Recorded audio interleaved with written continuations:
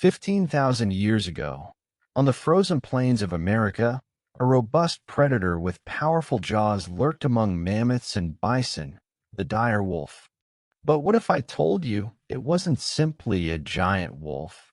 Modern science has uncovered something surprising about its origins, and understanding why this Pleistocene predator disappeared could reveal crucial lessons about adaptation and climate change that we still face today. Stick with me, because this story is going to completely change the way you see the Ice Age. First, let's clear up a common misconception. The dire wolf wasn't just a gray wolf on steroids.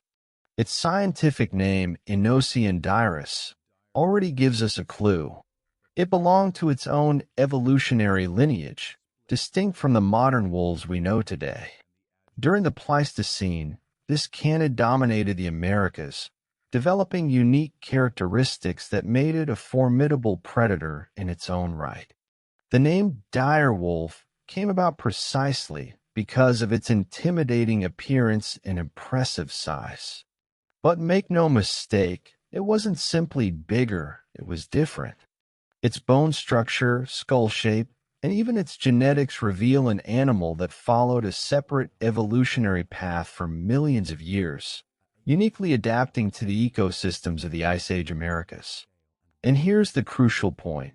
For decades, scientists assumed the dire wolf was a close relative of the modern gray wolf. Only recently, with advances in ancient DNA analysis, have we discovered that this relationship was much more distant than we imagined. This revelation completely transforms our understanding of who this mysterious predator really was. Picture an animal with broad shoulders and a deep chest, much sturdier than any gray wolf today. The dire wolf wasn't built for extreme long-distance speed, but rather for raw power. Its limbs were slightly shorter and thicker, ideal for bringing down heavy prey and withstanding close combat during the hunt, an impressive physical adaptation for the Pleistocene. Its skull was its main weapon, wide, short, and equipped with extremely developed jaw muscles. This gave it a devastating bite force, capable of crushing bone with ease. Its teeth, especially the premolars, were larger and sturdier than those of modern wolves, indicating a diet focused on large carcasses and bones, not just soft meat. Although it varied in size across different populations in the Americas, it generally weighed between 60 and 70 kilograms, about 130 to 155 pounds, making it somewhat heavier than wolves today. It wasn't some giant movie monster, but rather a predator optimized for efficiency. This sturdy physical build was the key to its survival in a world where every calorie counted and competition for prey was fierce. The dire wolf wasn't confined to a single region. It dominated vast stretches of the Americas during the Pleistocene. Its fossils have been found from Canada all the way to South America, showing a surprising adaptability to different climates and terrains. This wide geographic distribution reveals a predator capable of thriving in diverse ecosystems, from open plains to dense forests. One of the most famous sites associated with this species is the La Brea tar pits in California. These natural asphalt pits acted as deadly traps for thousands of years, preserving an impressive number of skeletons. Thanks to these deposits, we now have the largest collection of dire wolf fossils in the world, allowing us to study their anatomy and behavior in unprecedented detail. But why did so many of these predators end up trapped in the tar? The answer lies in their own nature. Drawn in by the scent of animals already trapped, they would approach to investigate or hunt, only to become victims of the same trap themselves. This abundance of fossil remains gives us a rare window into understanding not just where they lived, but how they interacted with their environment and with other species of the Ice Age. The Pleistocene wasn't just cold. It was a realm of giants where megafauna reigned supreme. Woolly mammoths, mastodons, bison with immense horns, and wild horses filled the landscapes of the Americas. For a predator like the dire wolf, this environment offered an abundance of large prey, but it also demanded sophisticated hunting strategies and a great deal of cooperation to bring down such giants. But it wasn't alone at the top of the food chain. It shared its territory with other titans, such as the fearsome Smilodon, the American lion, and the giant jaguar. This coexistence created a complex and competitive ecosystem where each predator occupied a specific niche. While the Smilodon relied on its fangs for a quick, fatal strike, the dire wolf relied on the endurance and strength of its pack. This diversity of large carnivores suggests that competition for resources was intense, but there was also room for everyone, as long as there was enough prey to go around. The landscape was interconnected, with herbivore migration routes dictating predator movements. Understanding this broader ecological context is essential to grasp why the disappearance of this megafauna would be so devastating for the dire wolf. The dire wolf's hunt was likely not a high-speed chase, but rather a strategy built on endurance and brute force. Fossil evidence suggests they operated in coordinated groups, surrounding large prey like bison or ancient horses. Unlike modern wolves, which often isolate weak individuals, the dire wolf could take on healthy animals, using its superior weight to bring them down. Its powerful jaw was the key to success after the capture.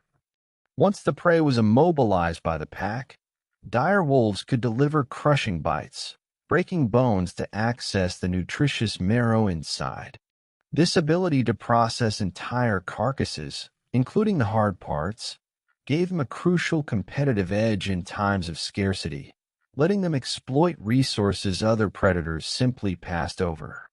It's worth remembering that we reconstruct these behaviors based on comparative anatomy and modern ecology, since fossils don't record video footage of hunts.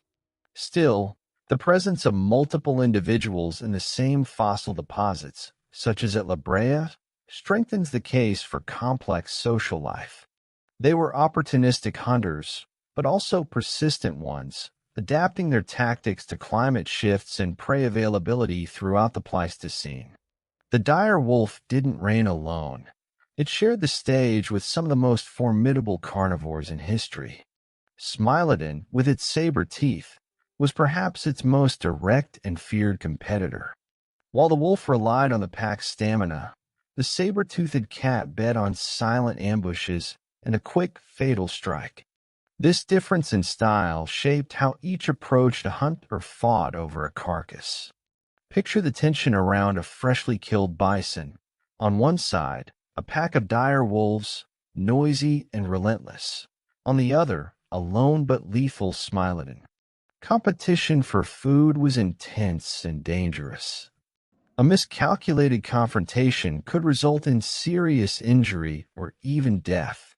Fossils show signs of bone trauma in both species, physical evidence of these constant battles for survival during the Ice Age. Despite the rivalry, there was likely a degree of strategic tolerance. Different predators exploited slightly different niches. The dire wolf might scavenge leftovers from the cats or hunt across open herds, while Smilodon preferred dense vegetation. This complex coexistence maintained the ecological balance, but it also meant that any environmental change would ripple through this entire network of predatory interactions across the Americas. For decades, science assumed the dire wolf was simply a robust cousin of the modern gray wolf. The idea seemed logical. Both were social canids, hunted in packs, and inhabited the same regions. However, that assumption overlooked a fascinating possibility. What if they were far more distant relatives than we ever imagined? Bone morphology can be misleading, but DNA doesn't lie. In 2021, a groundbreaking study analyzed ancient DNA extracted from Inosea dirus fossils. The results shocked the scientific community. The dire wolf did not belong to the same lineage as modern wolves. It had diverged millions of years earlier, following a completely isolated evolutionary path in the Americas. This means it wasn't a giant wolf at all, but rather the last surviving member of a unique and distinct lineage. This discovery rewrites the natural history books. It shows us that evolution can arrive at similar solutions for similar problems, like group hunting, even in entirely separate lineages. The dire wolf was essentially a wolf by evolutionary convergence, not by direct kinship. This genetic independence makes its extinction even more significant, since it took with it an entire evolutionary history that exists nowhere else on Earth. The end of the Ice Age brought drastic climate changes that radically transformed the landscapes of the Americas. The vast mammoth steppes gave way to dense forests and environments less productive for large herbivores. Without their favorite prey, the dire wolf lost the food base that sustained its specialized hunting style. This loss of resources was the first fatal blow against a species so dependent on megafauna. But climate wasn't the only villain. The arrival of humans in the Americas added another layer of pressure. Our ancestors also hunted the same large animals and competed directly for territory and resources.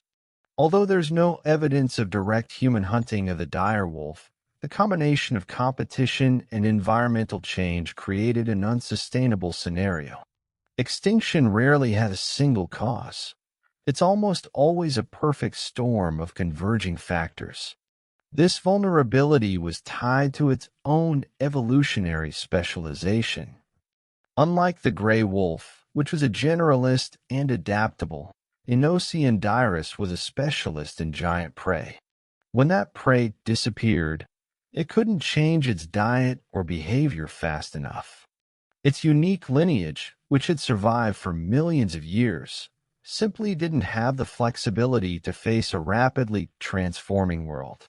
Picture the last groups of dire wolves wandering a landscape that no longer belonged to them. The mammoth herds were gone. The giant bison had migrated or been hunted to exhaustion. The silence of plains, once loud with life, is now unsettling. Every step becomes harder, every hunt less certain, while the world around them changes rapidly, leaving behind only echoes of a glorious time. The evolutionary loneliness of this predator becomes even more poignant in this final moment. With no close relatives to breed with or adapt alongside, its unique lineage reaches a genetic and ecological dead end. They weren't defeated by a superior enemy, but simply swallowed by circumstance. Nature, in its relentless efficiency, replaced robust specialists with agile generalists, like the gray wolf, which inherited the empty territory. With the disappearance of the last Inocyendirus, a fascinating chapter in the history of the Americas came to a close. For thousands of years, only its bones remained, preserved in tar or buried under sediment, waiting to tell their story. Today, thanks to science, we can hear these echoes from the Pleistocene and understand that extinction isn't just an ending, but a powerful reminder of the fragility of life. The dire wolf wasn't a wolf at all, but the end of a unique lineage that teaches us about the dangers of extreme specialization. And you, would you be more afraid of facing a pack of them or a lone Smilodon in the Ice Age? Comment below, subscribe, and turn on notifications so we can keep unraveling the mysteries of Pleistocene megafauna together.